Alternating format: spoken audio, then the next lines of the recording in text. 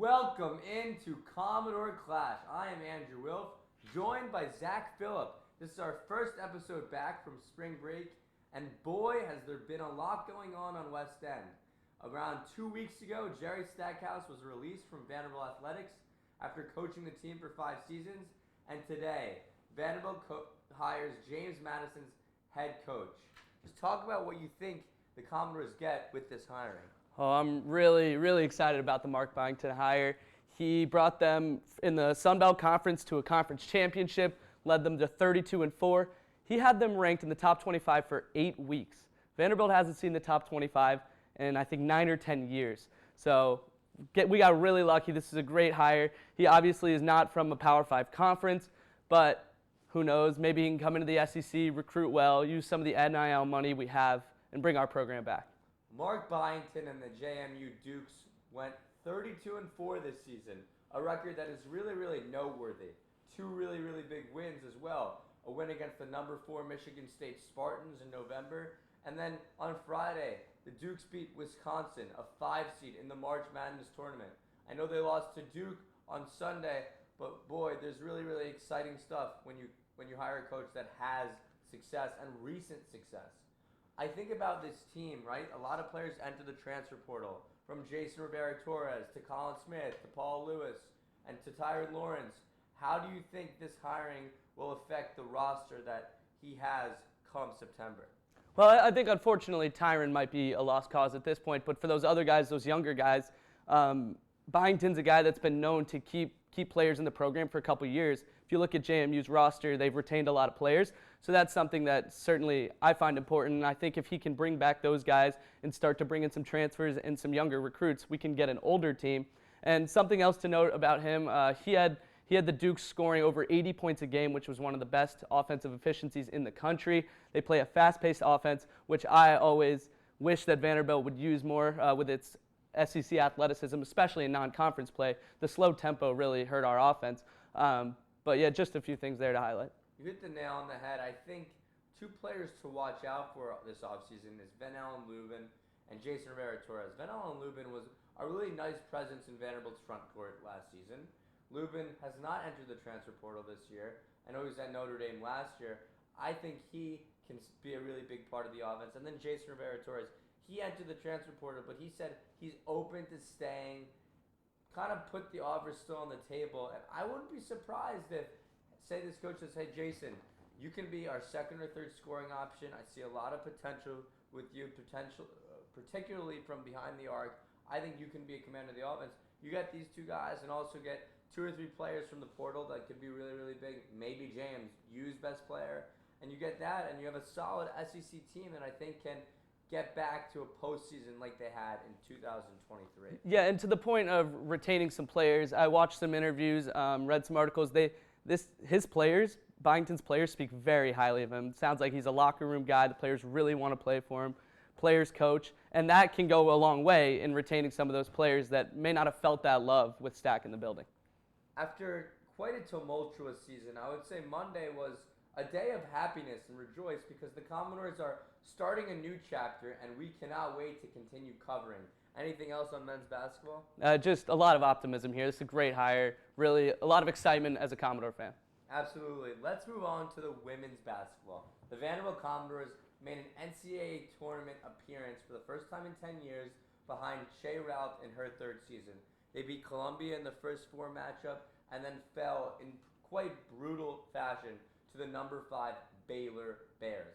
What do you think went well for the Vanderbilt Commodores this year to get an NCAA tournament appearance, and how will they use this as momentum moving forward? It was the same thing I said with Byington. Shea Ralph got all the players to buy in, right? That was an unbelievable locker room. Nobody was hogging the ball. On the flip side of that coin, I still saw a lot of poor shot selection, and that's really what put us toward the offensive efficiency really slowed down when we started taking those step-back threes, those poor shots early in the shot clock, and that's where hopefully we can improve next year. I think Shea Ralph hopefully can retain some of those top players and also bring in some transfers with the NIL money, and this program is going to take a big step forward and continue to make NCAA tournament appearances. Michaela Blake's Rutgers Prep alum from New Jersey. She's the 10th best player in the class of 2024. she'll be coming to Vanderbilt, and that's a big addition. And you know, it's hard to fill the shoes of a Jordan Cambridge who, after 6 years at Vanderbilt, will call quits because she no longer has college eligibility and she'll be leaving. I think Blaze can really help replace Cambridge and be that engineer in an offense that really requires a lot from the point guards, especially as Vanderbilt's front court is not quite the size as their SEC counterparts. Yeah, and Camille Pierre as well as a young player I'm really excited about. We spoke about her earlier in the season, but she's a bigger player, had a huge role down the stretch, struggled a little bit shooting, but somebody who was an SEC, I think all SEC freshman, and can really help this program move forward.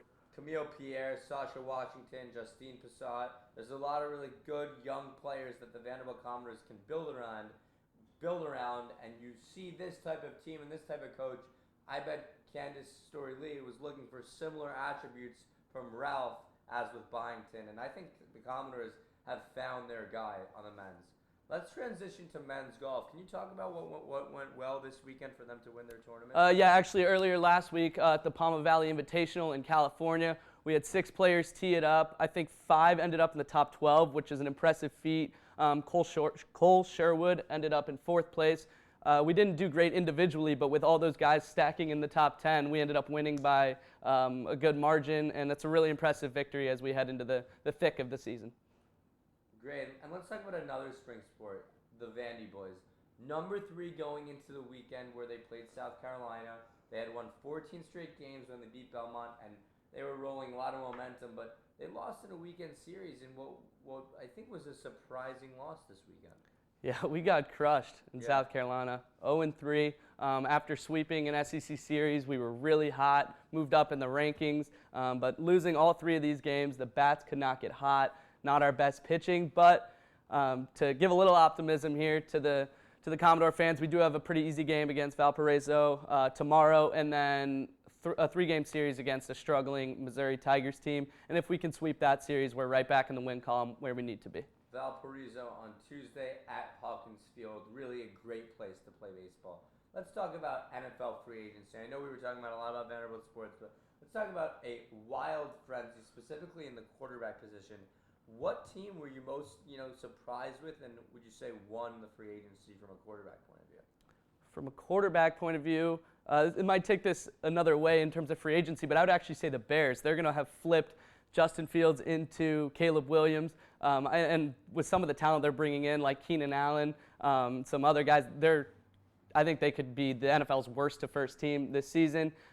Weird situation there for the Steelers, bringing in both Fields and Wilson. We'll see how that pans out next season.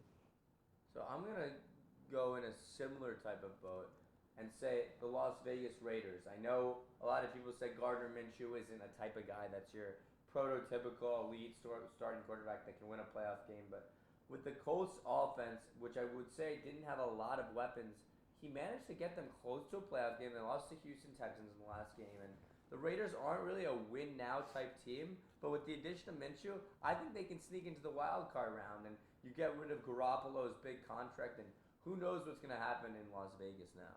Yeah, but in that division, now you bring in Harbaugh to work with Herbert. You still got Mahomes lurking as always. It's going to be a tough division. Let's talk about Harbaugh and the Chargers. You lose Mike Williams.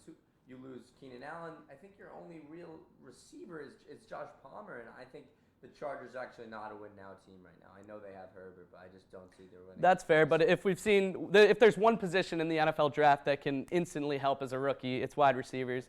You look around the league, that historically that's been the case. So if they can put a first-round pick on a receiver, who knows? Herbert might find a reliable target in the first couple games. Zach, great stuff. Thank you all so much for listening, and until next time, anchor down.